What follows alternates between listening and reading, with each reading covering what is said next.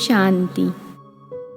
आज 20 जून 2021 के अव्यक्त बाप दादा के महावाक्य हैं। रिवाइज तारीख है 22 जनवरी 1988। मुरली का सार है हिम्मत का पहला कदम समर्पणता, यानी ब्रह्मा बाप की जीवन कहानी। आज स्नेह के सागर बाप दादा अपने स्नेही बच्चों को देख हर्षित हो रहे हैं। हर एक स्नेही आत्माओं को एक ही लगन है, श्रेष्ठ संकल्प है कि हम सभी बाप समान बने, स्नेह में समा जाए। स्नेह में समा जाना अर्थात बाप समान बनना। सभी की दिल में यह दृढ़ संकल्प है कि हमें बाप दादा द्वारा प्राप्त हुए स्नेह, शक्तिशाली पालना और अखुट अविनाशी खजानों का रिटर्न अवश्य करना है। रिटर्न में क्या देंगे सिवाय दिल के स्नेह के? आपके पास और है ही क्या? जो भी है वह बाप का दिया हुआ ही है। वह क्या देंगे? बाप समान बनना, यही रिटर्न है और यह सभी कर सकते हो। बाप दादा देख रहे थे कि आजकल सभी के दिल में विशेष ब्रह्मा बाप की स्मृति ज़्यादा इमर्ज है। स्मृति शरीर की नहीं है, लेकिन चरित्रों के विशेषताओं की स्मृति है, क्योंकि अलौकिक ब्राह्मण जीवन ज्ञान स्वरूप जीवन है। ज्ञान स्वरूप होने के कारण देह की स्मृति भी दुख की लहर नहीं लाएगी। अज्ञानी जीवन में किसी को भी याद करेंगे तो सामने देह आएगी। देह के संबंध के कारण दुख महसूस होगा, लेकिन आप ब्राह्मण बच्चों को बाप की स्मृति आते समर्थी आ जाती है कि हमें भी बाप समान बनना ही है। अलौकिक बाप की स्मृति समर्थी अर्थात शक्ति दिलाती है। चाहे कोई बच्चे दिल का स्नेह नयनों के मोतियों द्वारा भी प्रकट करते हैं, लेकिन दुख के आंसू नहीं, वियोग के आंसू नहीं। यह स्नेह के मोती है, दिल के मिलन का स्नेह है। वियोगी नहीं, लेकिन राजयोगी है, क्योंकि दिल का सच्चा स्नेह शक्ति दिलाता है कि जल्दी से जल्दी पहले मैं बाप का रिटर्न दूं। रिटर्न देना अर्थात समान बनना। इस विधि से ही अपने स्नेही बाप दादा के साथ स्वीट होम में रिटर्न होंगे, अर्थात साथ वापिस जाएंगे। रिटर्न करना भी है और बाप के साथ रिटर्न जाना भी है। इसलिए आपका स्नेह व याद दुनिया से न्यारा और बाप का प्यारा बनने का है। तो बाप दादा बच्चों के समर्थ बनने का संकल्प, समान बनने का उमंग देख रहे थे। ब्रह्मा बाप की विशेषताओं को देख रहे थे। अगर ब्रह्मा बाप की विशेषताओं का वर्णन करें तो कितनी होगी। हर कदम में विशेषताएं रहीं। संकल्प में भी सर्व को विशेष बनाने का हर समय उमंग उत्साह रहा। अपनी वृत्ति द्वारा हर आत्मा को उमंग उत्साह में लाना, यह विशेषता सदा ही प्रत्यक्ष रूप में देखी। वाणी द्वारा हिम्मत दिलाने वाले, ना उम्मीद को उम्मीद दिलाने वाले, निर्बल आत्मा को उड़ती कला की विधि से उड़ाने वाले, सेवा के योग्य बनाने वाले, हर बोल अनमोल मधुर युक्ति युक्त थे। ऐसे ही कर्म में बच्चों के साथ हर कर्म में साथी बन कर्मयोगी बनाया। सिर्फ साक्षी होकर देखने वाले नहीं, लेकिन स्थूल कर्म के महत्व को अनुभव कराने के लिए कर्म में भी साथी बने। जो कर्म मैं करूँगा मुझे देख बच्चे स्वतः ही करेंगे। इस पाठ को सदा कर्म करके पढ़ाया। संबंध संपर्क में छोटे बच्चों को भी संबंध से बच्चों समान बन खुश किया। वानप्रस्थ को भी वानप्रस्थ रूप से अनुभवी बन संबंध संपर्क से सदा उमंग उत्साह में लाया। बाल से बाल रूप, युवा से युवा रूप और बुजुर्ग से बुजुर्ग रूप बन सदा आगे बढ़ाया। सदा संबंध संपर्क से हर एक को अपनापन अनुभव कराया। छोटा बच्चा भी कहेगा कि जितना मुझे बाबा प्यार करता उतना किसको नहीं करता। तो हर एक को इतना प्यार दिया जो हर एक समझे कि बाबा मेरा है। यह है संबंध संपर्क की विशेषता। देखने में हर एक आत्मा की विशेषता व गुण को देखना। सोचने में देखो, सदा जानते हुए कि यह लास्ट नंबर के दाने हैं, लेकिन ऐसी आत्मा के प्रति भी सदा आगे बढ़े। ऐसा हर आत्मा प्रति शुभ चिंतक रहे। ऐसी विशेषताएं सभी बच्चों ने अनुभव की। इन सभी बातों में समान बनना अर्थात फॉलो फादर करना है। यह फॉलो करना कोई मुश्किल है क्या? इसी को ही स्नेह, इसी को ही रिटर्न देना कहा जाता है। तो बाप दादा देख रहे थे कि हर एक बच्चे ने अभी तक कितना रिटर्न किया है। लक्ष्य तो सभी का है, लेकिन प्रत्यक्ष जीवन में ही नंबर है। सभी नंबर 1 बनना चाहते हैं। 2-3 नंबर बनना कोई पसंद नहीं करेंगे। यह भी लक्ष्य शक्तिशाली अच्छा है, लेकिन लक्ष्य और लक्षण समान होना, यही समान बनना है। इसके लिए जैसा ब्रह्मा बाप ने पहला कदम हिम्मत का कौन सा उठाया, जिस कदम से ही पद्मा पदम भाग्यवान आदि से अनुभव किया, पहला कदम हिम्मत का। सब बात में समर्पण था। सब कुछ समर्पण किया। कुछ सोचा नहीं कि क्या होगा, कैसे होगा। 1 सेकेंड में बाप की श्रेष्ठ मत प्रमाण। बाप ने इशारा दिया। बाप का इशारा और ब्रह्मा बाप का कर्म व कदम, इसको कहते हैं हिम्मत का पहला कदम। तन को भी समर्पण किया। मन को भी सदा मन मनाभव की विधि से सिद्धि स्वरूप बनाया। इसलिए मन अर्थात हर संकल्प सिद्ध अर्थात सफलता स्वरूप बने। धन को बिना कोई भविष्य की चिंता के निश्चिंत बन धन समर्पित किया, क्योंकि निश्चय था कि यह देना नहीं है, लेकिन पदम गुना लेना है।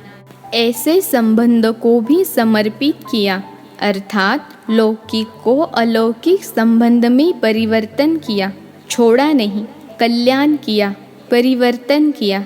मैंपन की बुद्धि, अभिमान की बुद्धि समर्पित की। इसलिए सदा तन मन बुद्धि से निर्मल, शीतल, सुखदायी बन गए। कैसे भी लौकिक परिवार से व दुनिया की अनजान आत्माओं से परिस्थितियाँ आई, लेकिन संकल्प में भी स्वप्न में भी कभी संशय के सूक्ष्म स्वरूप संकल्प मात्र की हलचल में नहीं आए। ब्रह्मा की विशेष इस बात की कमाल रही, जो आप सबके आगे साकार रूप में ब्रह्मा बाप एग्जाम्पल था, लेकिन ब्रह्मा के आगे कोई साकार एग्जाम्पल नहीं था। सिर्फ अटल निश्चय बाप की श्रीमत का आधार रहा। आप लोगों के लिए तो बहुत सहज है, और जितना जो पीछे आए हैं उनके लिए और सहज है, क्योंकि अनेक आत्माओं के परिवर्तन की श्रेष्ठ जीवन आपके आगे एग्जाम्पल है। यह करना है, बनना है, क्लियर है। इसलिए आप लोगों को क्यों, क्या, यह क्वेश्चन उठने की मार्जिन नहीं है। सब देख रहे हो, लेकिन ब्रह्मा के आगे क्वेश्चन उठने की मार्जिन थी। क्या करना है, आगे क्या होना है, राइट कर रहा हूँ व रॉन्ग कर रहा हूँ, यह संकल्प उठना संभव था, लेकिन संभव को असंभव बनाया। एक बल एक भरोसा, इसी आधार से निश्चय बुद्धि नंबर 1 विजयी बन गई। इसी समर्पणता के कारण बुद्धि सदा हल्की रही। बुद्धि पर बोझ नहीं रहा, मन निश्चिंत रहा। चेहरे पर सदा ही बेफिक्र बादशाह के चिन्ह स्पष्ट देखे। 350 बच्चे और खाने के लिए आटा नहीं और टाइम पर बच्चों को खाना खिलाना है, तो सोचो ऐसी हालात में कोई बेफिक्र रह सकता है? 1 बजे बेल यानी घंटी बजना है और 11 बजे तक आटा नहीं, कौन बेफिक्र रह सकता? ऐसी हालत में भी हर्षित अचल रहा। यह बाप की जिम्मेवारी है, मेरी नहीं है। मैं बाप का तो बच्चे भी बाप के हैं, मैं निमित्त हूँ। ऐसा निश्चय और निश्चिंत कौन रह सकता? मन बुद्धि से समर्पित आत्मा अगर अपनी बुद्धि चलाते कि पता नहीं क्या होगा, सब भूखे तो नहीं रह पाएंगे, यह तो नहीं होगा, वह तो नहीं होगा, ऐसे व्यर्थ संकल्प व संशय की मार्जिन होते हुए भी समर्थ संकल्प चले कि सदा बाप रक्षक है, कल्याणकारी है। यह विशेषता है समर्पणता की। तो जैसे ब्रह्मा बाप ने समर्पण होने से पहला कदम हिम्मत का उठाया, ऐसे फॉलो फादर करो। निश्चय की विजय अवश्य होती है। तो टाइम पर आटा भी आ गया, बेल भी बज गया और पास हो गए।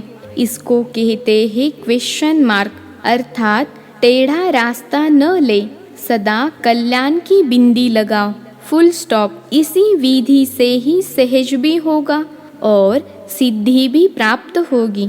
तो यह थी ब्रह्मा की कमाल। आज पहला एक कदम सुनाया है। फिक्र के बोझ से भी बेफिक्र बन जाओ। इसको ही कहा जाता है स्नेह का रिटर्न करना। अच्छा, सदा हर कदम में बाप को फॉलो करने वाले, हर कदम में स्नेह का रिटर्न करने वाले, सदा निश्चय बुद्धि बन निश्चिंत बेफिक्र बादशाह रहने वाले, मन वाणी कर्म संबंध में बाप समान बनने वाले, सदा शुभ चिंतक, सदा हर एक की विशेषता देखने वाले, हर आत्मा को सदा आगे बढ़ाने वाले, ऐसे बाप समान बच्चों को स्नेही बाप का स्नेह संपन्न याद प्यार और नमस्ते। हम बच्चों का भी माता पिता बाप दादा को याद प्यार गुड मॉर्निंग और नमस्ते बाबा नमस्ते। पार्टियों से मुलाकात। पहली पॉइंट है, अपने को ऊंचे ते ऊंच बाप की ऊंचे ते ऊंची ब्राह्मण आत्माएं समझते हो। ब्राह्मण सबसे ऊंचे गाए जाते हैं। ऊंचे की निशानी सदा ब्राह्मणों को चोटी दिखाते हैं। दुनिया वालों ने नामधारी ब्राह्मणों की निशानी चोटी दिखा दी है, तो चोटी रखने वाले नहीं, लेकिन चोटी की स्थिति में रहने वाले। उन्होंने स्थूल निशानी दिखा दी है, वास्तव में है ऊंची स्थिति में रहने वाले। ब्राह्मणों को ही पुरुषोत्तम कहा जाता है। पुरुषोत्तम अर्थात पुरुषों से उत्तम, साधारण मनुष्यात्माओं से उत्तम। ऐसे पुरुषोत्तम हो ना। पुरुष आत्मा को भी कहते हैं। श्रेष्ठ आत्मा बनने वाले अर्थात पुरुषों से उत्तम पुरुष बनने वाले। देवताओं को भी पुरुषोत्तम कहते हैं, क्योंकि देव आत्माएं हैं। आप देव आत्माओं से भी ऊंचे ब्राह्मण हो। यह नशा सदा रहे। दूसरे नशे के लिए कहेंगे कम करो, रूहानी नशे के लिए बाप कहते हैं बढ़ाते चलो, क्योंकि यह नशा नुकसान वाला नहीं है और सभी नशे नुकसान वाले हैं। यह चढ़ाने वाला है, वह गिराने वाले हैं। अगर रूहानी नशा उतर गया तो पुरानी दुनिया की स्मृति आ जाएगी। नशा चढ़ा हुआ होगा तो नई दुनिया की स्मृति रहेगी। यह ब्राह्मण संसार भी नया संसार है। सतयुग से ही यह संसार अति श्रेष्ठ है, तो सदा इस स्मृति से आगे बढ़ते चलो। दूसरी पॉइंट है, सदा अपने को विश्व रचता बाप की श्रेष्ठ रचना अनुभव करते हो। ब्राह्मण जीवन अर्थात विश्व रचता की श्रेष्ठ रचना। हर एक डायरेक्ट बाप की रचना है। यह नशा है। दुनिया वाले तो सिर्फ अनजान बन के कहते हैं कि हमको भगवान ने पैदा किया है। आप सभी भी पहले अनजान होकर कहते थे, लेकिन अभी जानते हो कि हम शिववंशी ब्रह्मा कुमार कुमारी हैं। तो अभी ज्ञान के आधार से, समझ से कहते हो कि हमको भगवान ने पैदा किया है, हम मुख वंशावली हैं। डायरेक्ट बाप ने ब्रह्मा द्वारा रचना रची है, तो बाप दादा व माता पिता की रचना हो। डायरेक्ट भगवान की रचना, यह अभी अनुभव से कह सकते हो। तो भगवान की रचना कितनी श्रेष्ठ होगी। जैसा रचयिता वैसी रचना होगी ना। यह नशा और खुशी सदा रहती है। अपने को साधारण तो नहीं समझते हो। यह राज जब बुद्धि में आ जाता है तो सदा ही रूहानी नशा और खुशी चेहरे पर व चलन में स्वतः ही रहती है। आपका चेहरा देखकर कि किसको अनुभव हो कि सचमुच यह श्रेष्ठ रचता की रचना है।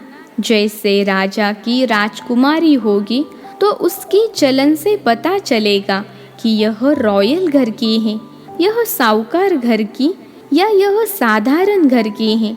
ऐसे आपके चलन से, चेहरे से अनुभव हो कि यह ऊंची रचना है, ऊंचे बाप के बच्चे हैं। कुमारियों से कन्याएं 100 ब्राह्मणों से उत्तम गाई हुई है। यह महिमा क्यों है?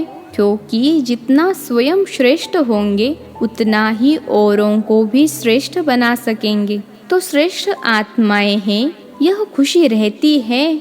तो कुमारियां सेवाधारी बन सेवा में आगे बढ़ते चलो, क्योंकि यह संगम युग है ही थोड़े समय का युग।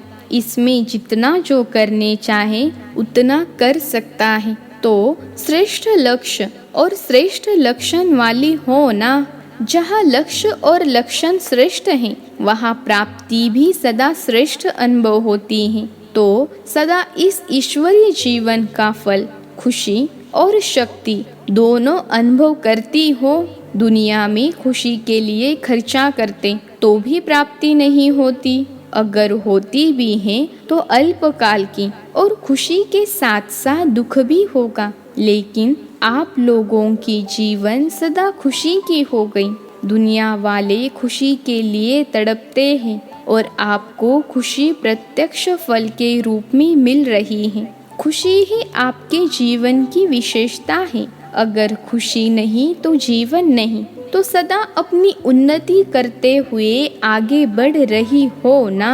बाप दादा खुश होते हैं कि कुमारियाँ समय पर बच गई, नहीं तो उल्टी सीढ़ी चढ़कर फिर उतरनी पड़ती।